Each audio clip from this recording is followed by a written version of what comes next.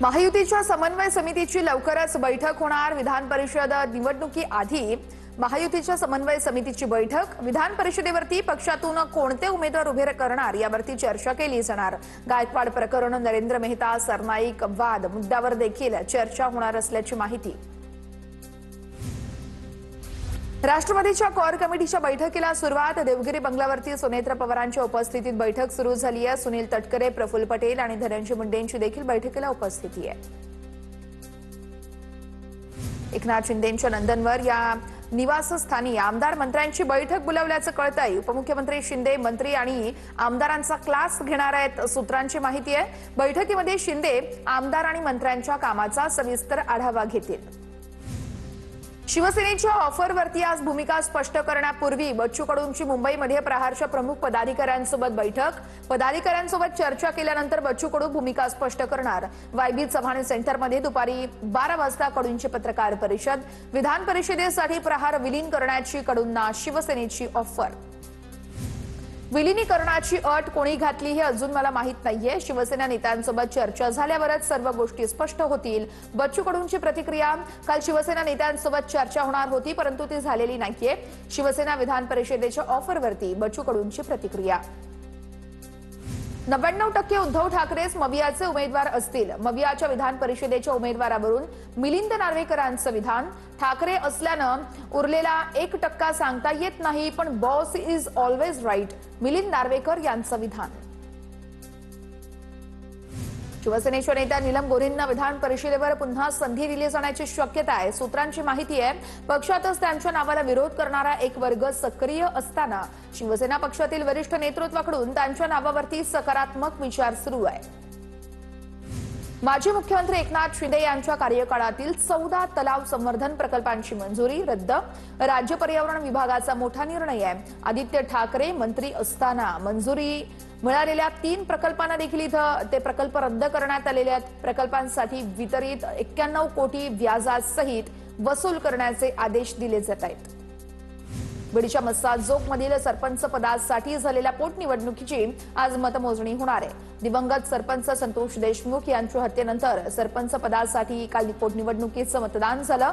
Record break म्हणजेच 84% मतदान झाल्यानंतर आज केज तहसील कार्यालयामध्ये मतमोजणी पार पडणार आहे।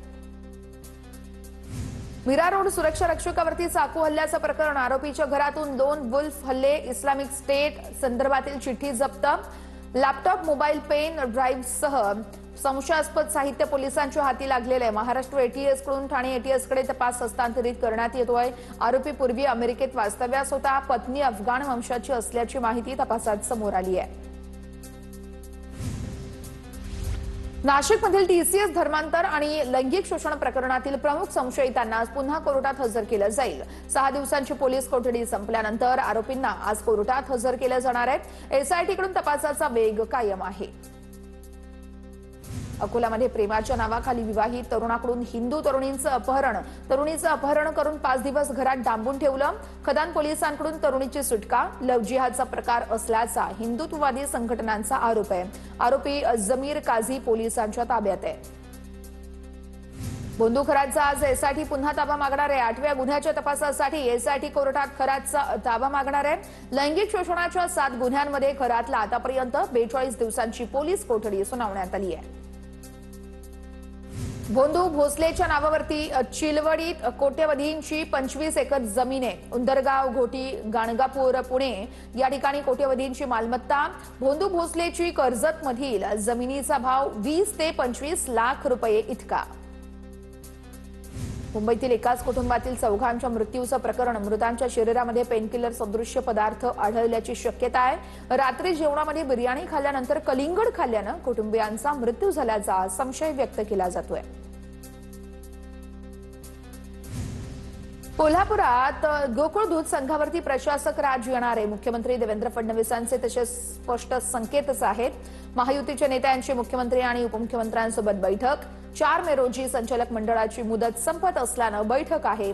खासदार धनंजय महाडिक यांच्याकडे अध्यक्षपद देण्याची भाजपच्या नेत्यांची मागणी आहे। नाशिकमधील वृक्षतोडीवरती हरित लवादाकडून 19 जूनपर्यंत स्थगिती। वृक्षतोडी विरोधातील प्रकरणात स्थगिती उठवण्याची मनपाची मागणी राष्ट्रीय हरित लवादाकडून यावेळेस स्थगिती देण्यात आलेली आहे। वृक्षतोडीवरती लवादाकडून 19 जून पर्यंत स्थगिती देण्यात आलेली आहे। मुख्यमंत्री देवेंद्र फडणवीस यांच्याकडून मुंबई पुणे मिसिंग लिंकचा व्हिडिओ शेअर करण्यात आलाय। आणखी एक अभियांत्रिकी आविष्कार असं म्हणत मुख्यमंत्र्यांनी हा व्हिडिओ शेअर केलेला आहे। छत्रपती संभाजीनगरमधील जामा मस्जिद परिसरातील पालिकेने अतिक्रमण हटवलेलं आहे। या कारवाई दरम्यान जामा मस्जिद परिसरातील दोन्ही बाजूचा फुटपाथ पूर्णपणे मोकळा करण्यात आलेला आहे। पालिकेच्या कारवाईमुळे नागरिकांना मोठा दिलासा मिळालेला आहे। वर्धामध्ये एमडी ड्रग्जसह एका तरुणाला अटक। पोलिसांची गस्त सुरू असताना नाकाबंदी करून कारवाई। दुचाकीची तपासणी केली असता 8.61 ग्रॅम एमडी ड्रग्ज जप्त। गुन्हा दाखल करत आरोपीला अटक करण्यात आलेली आहे। शहराच्या कवलेवाडामध्ये धारधार शस्त्रानं गळा चिरून महिलेची हत्या। लाखांदूर पोलिसांनी शिताफीने फरार आरोपीला 12 तासात पकडलेलं आहे। अधिकचा तपास केला जातोय। नागपूर मध्यवर्ती कारागृहात कैद्यांची कर्तव्यावर असलेल्या एका पोलीस कर्मचाऱ्याला मारहाण। संदीप काळे असं जखमी झालेल्या पोलिसाचं नाव। आदर्श खरे, रजत तांबे, भारत पंडित आणि ऋषिकेश पेंडले अशी या आरोपी कैद्यांची नावं आहेत। धुळ्याच्या कापडणे गावात विद्युत तारांच्या घर्षणामुळे उडालेल्या ठिणगीमध्ये 4 एकरातील ज्वारीचं पीक जळून गेलेलं आहे। सुरेश पाटील यांच्या शेताची त्यामुळे आगमुळे आता राख झालेली आहे। संपूर्ण शेताची राख झाली आहे। हताश शेतकऱ्याची मदतीसाठी आता आर्त हाक। राज्यात उष्माघाताचा धोका वाढला। 1 मार्च ते 20 एप्रिल दरम्यान राज्यभरामध्ये 39 उष्माघात रुग्णांची नोंद झाली आहे। अकोल्यामध्ये 11, नंदुरबारमध्ये 6 आणि रत्नागिरीमध्ये 5 सर्वाधिक उष्माघाताची प्रकरणं समोर आली आहेत। नांदेडमध्येही तापमान चांगलंच वाढलंय। जिल्ह्यामध्ये तापमानाचा पारा 43.9 अंशांवर पोहोचला आहे। वाढत्या तापमानाचा फळबागांना मोठा फटका बसतोय। तापमानामुळे केळीचं पीक करपू लागलंय, त्यामुळे शेतकरी संकटात सापडलेत। लातूर जिल्ह्यामध्ये उष्णतेचा कहर। तापमान 43 अंशांवर पोहोचलंय। जिल्ह्यामध्ये आतापर्यंत उष्माघातानं 4 जणांचा दुर्दैवी मृत्यू। वृद्ध आणि लहान बालकांचा उष्माघातानं मृत्यू। गोंदिया जिल्ह्यामध्ये उष्णतेचा कहर। गोंदियामध्ये तापमानाचा पारा 42 अंशांवर पोहोचला। वाढत्या तापमानामुळे आरोग्य विभागाकडून सर्व रुग्णालय आणि आरोग्य केंद्रामध्ये उष्माघात कक्ष तयार करण्यात आलाय। रत्नागिरीमध्ये उष्णतेच्या लाटेचा हापूस आंब्यावर देखील मोठा परिणाम। 10 दिवसात तयार होणारा आंबा गळून पडत असल्यानं बागायतदार संकटात सापडलेत। कोकणामध्ये सध्या आंब्याचे केवळ 10% उत्पादन होतंय। नंदुरबारमध्ये वाढत्या उन्हाचा कापूस लागवडीला फटका। 44 अंश तापमानामुळे कापूस लागवड संकटात। उष्णतेमुळे लागवडीला विलंब, तर दुसरीकडे मजूर काम करण्यास नकार देत असल्यानं शेतकरी अडचणीत सापडलेत। हिंगोलीमध्ये वाढत्या तापमानाचा फुल उत्पादकांना फटका। वाढत्या तापमानात विहिरीचं पाणी आटत असल्यानं फुलांची बाग करपून गेली आहे। शेतीमध्ये केलेला खर्च देखील निघत नाहीये, त्यामुळे करपलेल्या फुलांचे झाडं शेतकऱ्यांनी जाळून टाकलेली आहेत। जळगावच्या 19 गावांमधील 20 पाण्याचे नमुने दूषित। 1754 पाण्याचे नमुने तपासले असता बाब उघडकीस आली आहे। यामुळे गावातील ग्रामस्थांमध्ये चिंतेचं वातावरण निर्माण झालंय। उन्हाच्या तीव्रतेमुळे येवला शहराला पाणीपुरवठा करणाऱ्या गंगासागर तलावाच्या पाणी पातळीत घट झाली आहे। येवल्यामध्ये सध्या कमाल तापमान 41 ते 42 अंशांवर पोहोचलंय। येवला शहराच्या पाणीपुरवठ्यावरती परिणामाची शक्यता वर्तवली जाते। नाशिकच्या काही भागात भीषण पाणी टंचाई निर्माण झाली आहे। जिल्ह्यातील 40 गावं आणि 87 पाड्यांना 44 टँकरनं पाणीपुरवठा केला जातोय। नागरिकांनी पाणी जपून वापरण्याचं प्रशासनाचं आवाहन आहे।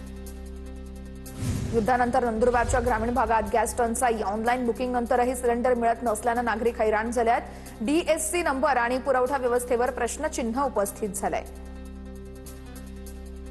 चंद्रपूरच्या लोहार डोंगरीतील लोह खनिज खाणीला सरकारची स्थगिती। हायकोर्टात याचिका आणि पर्यावरणवाद्यांचा विरोध, त्यामुळे खाणीला स्थगिती देण्यात आली आहे। यापुढे खाण सुरू करण्यासाठी उच्च न्यायालयाची परवानगी घेणं बंधनकारक असेल।